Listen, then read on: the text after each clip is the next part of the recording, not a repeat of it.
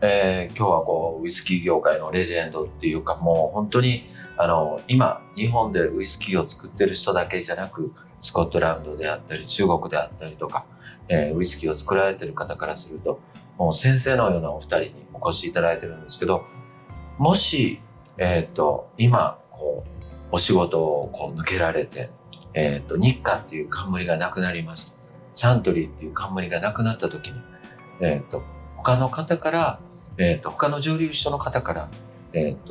蒸留の相談であったりとか、ブレンドの相談っていうものをいただいた時に、どういうものをその人たちに伝えたいっていう思いがあるのかっていうのをちょっとお聞きしたいなと思うんですけど、佐久間さんとかはどうですか？そうですね。その蒸留所によってどんなお酒を作ってて、はい、今熟成中のがどんなものがあるか、それ言ってみないとね、物見ないとわからないので、はい、それ次第ですけども、それを見て、もうちょっとこんな風にしたらどうと思うことは、伝えられるかなと。別に秘密でも何でもないですから。それはもう隠すことなく。ないですから、在庫をね、例えば見せていただいて、これはこんだけあります、こんだけあります、あります。じゃあ今だったらこんなブレンドはできるかもしれないけれども、何年後かを考えたら、こういう原酒も作った方がいいんじゃないですかとかね、こんな樽もどうですか、それはあくまで私の個人的な経験に基づいた、樽の比率であったりはするんですけれども、それはある面、日課でやってきたことで、この樽にはこれぐらいの割合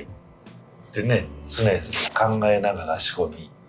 で、ピートの強いのはこれぐらい、余市はこれぐらい、宮城はこれぐらいって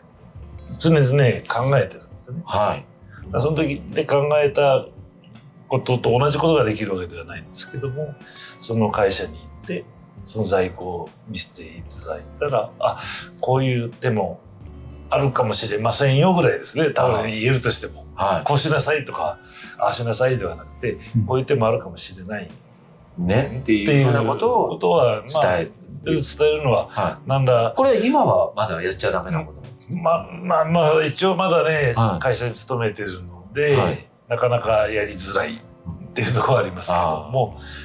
会社から離れたら、企業秘密だってウイスキーってそんなにはないんですよね。そんなには。じゃあ逆にもう伝えるものがあるならば、言ったらこれから先の未来を考えて教えてあげることは教えたいっていう。そうですね。こんな風に例えば年次のサンプリングのやり方ってどうやってやってるんですか、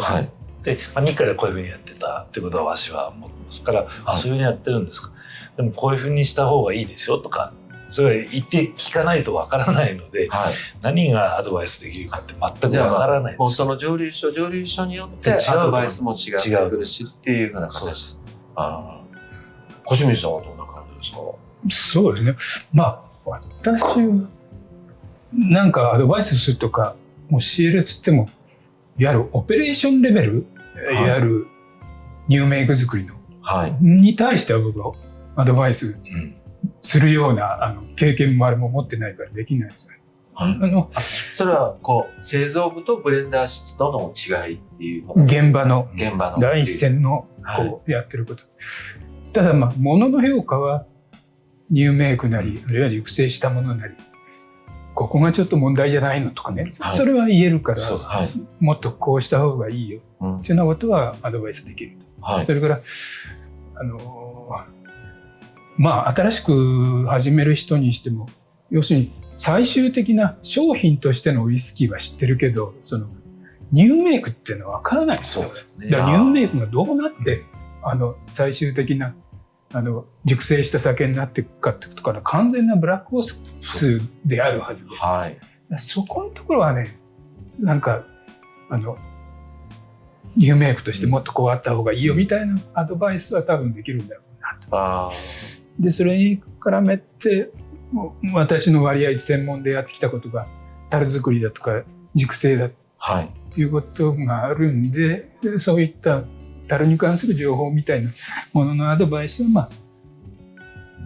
まあできるんだろうなと。これから講師の人にもどんどんもう言ってみれば、じゃあ今度は新しく京都で蒸留所ができます、名古屋に蒸留所ができますっていう時に、星光さんっていう形でサントリーっていう垣根を越えてお願いに来られたらお手伝いするっていうこともあり得るかもしれないっていう。これ今までもまだサントリーのあれです。そうなんです。はい。それはサントリーを出たっていうことを考えたらっていう。ただ私も時々新しいところを見学させてもらったりとか、いろんな話を聞いてると、やっぱりね、樽とか貯蔵熟成っていうことに関してもっと真剣に考えといた方がいいよっていうのがあるんですよ。だから樽に入れとけば決してそのまま良くなる、置いときゃ置いとこうで良くなるよなんてもんじゃなくてっていうか、そのためには貯蔵の環境と、それからどれだけいい樽を持つかっていう持てるか、そこなんですよ。でそこが一番弱い。お二人の会社の規模でいうと、その持ってる樽の数があまりにも多いじゃないですか。でも今言ったらクラフトって言われてるところって、下手したらもう1000樽も持ってないっていう、その中でやってる中からも、その1000樽の状態からもっともっと樽のことを考えて、次のエイジングセラーっていうものを作ることを夢見る方がいいよっていうのも一つのアドバイスなんですかね。いい樽を調達するとかって確保するっていうのは実はものすごく難しいことなんです。で、多分これからもっともっとそういう時代になっていくはずなんです、これは。もう樽の取り合いになってくるっていう。そうで、なかなかもういい樽が出てこないとかね。シェリー樽とかがシェリー樽も一番大変ですね、今。ホワイトオーク、アメリカンオークだってこれからどんどん大変になってくるはずですから。でも今水棚樽っていうものに関して、日本特有のって言われてる水棚の樽も今から増やしていくっていう方向性で、なかなかあれは無理だと思います。もともとその森っていうか水棚の木がそんなにないですからっていうことで、集中してみんながあれで樽作りに行ったらあっという間になくなっちゃいます。木が水棚の木がなくなってしまう。今海外の方も水棚樽を求めてる方っていうのは多いんですか？いるとは思いますけども、そんな簡単に出せるほどの数がないっていう。だってうちだって年間水の肌なんて100樽とか、その程度100とか200とか。でも100、200を年間使われてて、で、それと同じようにサントリーさんも使われるわ、イチローズモルトさんも使われるわで、って言ったら、もう水の樽なくなってしまう可能性があるっていうことですか、これ。というか、要するに伐採できるところも限られてますし、だからいわゆる原木が出ないので、うちも。じゃあもう植えるしかないですよね、これ。先のことを考えて。なかなか植えてもね、樽に使える木に育つまで100年単位の時間がかかってしまいますから。ということはもう本当にその100年後っていうことを、一応私たちは見据えて、その樽を植樹するっていうことも大事だけど、その100年間の間、限られた資源だから大事に使っていくっていうことも大事なんですね。今のものをどう上手に使っていくか、それは相当大きなテーマですよね。でも今日本当にお二人のお話を聞かせていただいて、自分が生きてる時間だけじゃなく、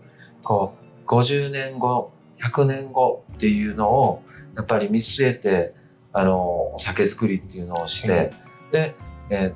ブレンダーの役目っていうのは、なんですかね、混ぜるだけがメインの仕事じゃなくって、原酒の管理をして、樽の管理をして、で、最終的に次の世代に何を残してやろうかっていうことまで考えるっていうのが、ブレンダーの一番大事なお仕事なんだというか、ブレンダーの仕事っていうのは、過去に作られたものが今あります。で、それを混ぜ合わすことしかできません。過去に作られたものを今使ってます。だから今こういうものを残して次の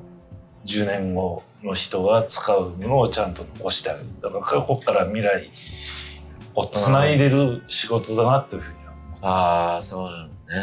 いやー、今日はでも本当にいい話をどうもありがとうございました。またぜひこの機会があることを楽しみにお待ちしておりますので、よろしくお願いいたします。